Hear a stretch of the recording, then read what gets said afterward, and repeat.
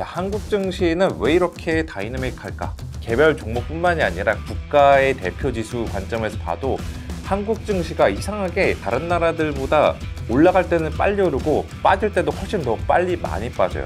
너무나 다이나믹하죠.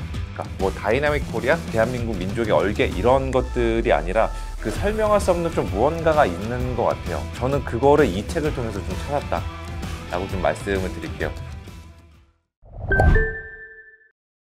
제가 그 애널리스트로 활동을 하면서 느낀 점이 좀 몇 가지가 있어요.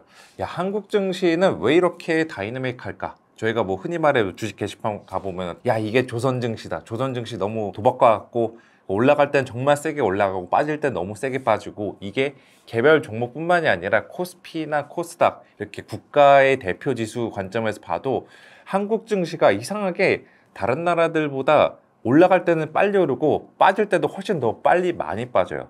너무나 다이나믹하죠. 우리나라는 이렇게 증시 자체가 역동적일까? 뭐 다이나믹 코리아, 대한민국 민족의 얼개 이런 것들이 아니라 그 설명할 수 없는 좀 무언가가 있는 것 같아요.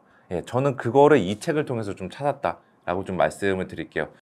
또 두 가지 느낀 점은, 요즘에 보시면은 이제 수많은 투자자들이 지금 어떤 이벤트를 기다리고 있어요. 우리나라 사람들 잠도 안 자고. 그게 뭐냐? 미국에서 열리는 회의인데, 이때 미국의 중앙은행인 연준 파월 의장이 과연 무슨 말을 할까? 그의 발언에 따라서 금리랑 외환시장이라 주식시장이라 정말 요동을 칠 수 있기 때문에 다들 그 시간에 우리나라 사람들도 잠 안 자고 지켜볼 것 같아요.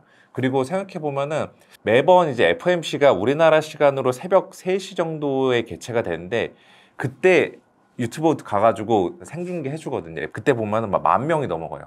이 말은 새벽 그 늦은 시간에도 잠 안 자고 그거 지켜보는 한국인들이 되게 많다라는 거죠. 물론 애널리스트들도 그날만큼은 되게 일찍 출근해야 되고, 저 같은 경우도 보통 증권사 애널리스트들 출근하는 시간이 뭐 7시에서 8시 사이인데 저는 6시 전에 옵니다. 왜냐?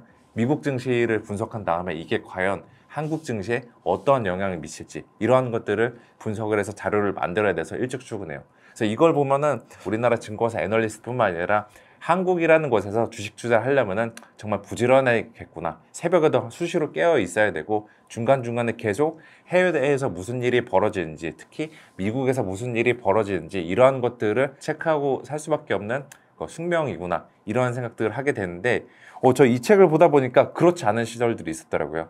그냥 미국 증시가 어떻게 움직이는 간에 개별적으로 움직이는 시대가 있었더라고요. 그게 언제냐면은 1992년 이전이었어요.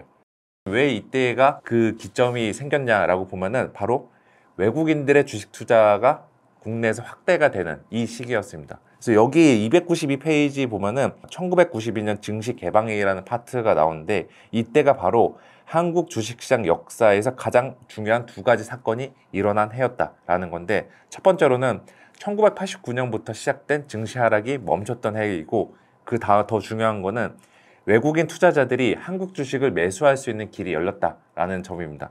저도 이 책을 보면서 배웠던 건데, 80년대에도 외국인들 한국 증시에 투자할 수가 있었어요. 대신에 특정 펀드를 통해서 투자를 할 수가 있었지, 지금처럼 외국인들, 뭐 외국계 투자자들, 외국인 일반 사람들이 마음껏 주식 투자를 할 수 있는 그런 길들이 막혀 있었습니다. 그런데 1992년부터는 그거를 한국에서 정부에서 풀어줬어요.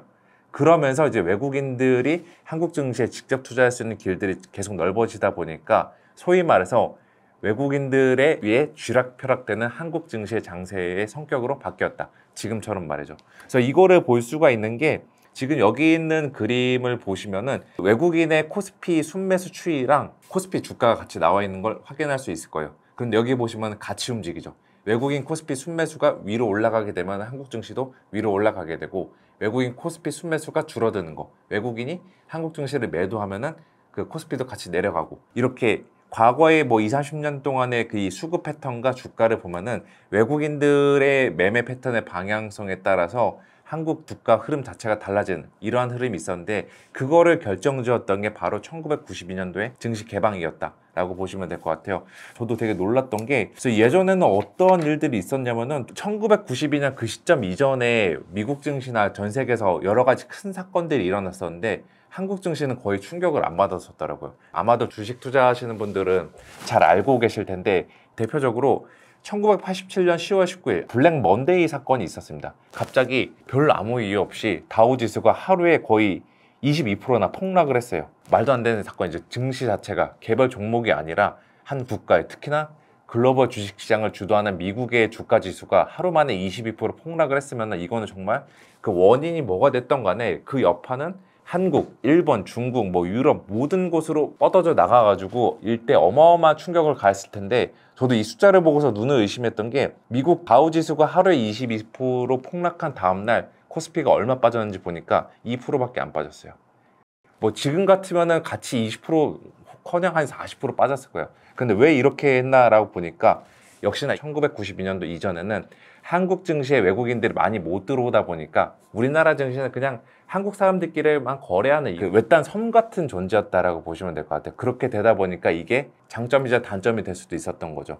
그리고 1992년 이후로부터는 외국인들 한국 증시에 계속 투자하다 보니까 역시나 외국인들도 한국 증시에 일어나는 일만 보고서 한국 증시 코스피 베팅하고 매수 매도하고 이러는 게 아니라 미국이나 유럽이나 다른 나라 국가들이 과연 어떠한 주가 흐름을 보일까? 여기에 따라서 이제 한국 증시에 대한 그 매매 패턴도 바뀌어가는 지금의 형태로 변형이 됐다라고 보시면 될 것 같아요.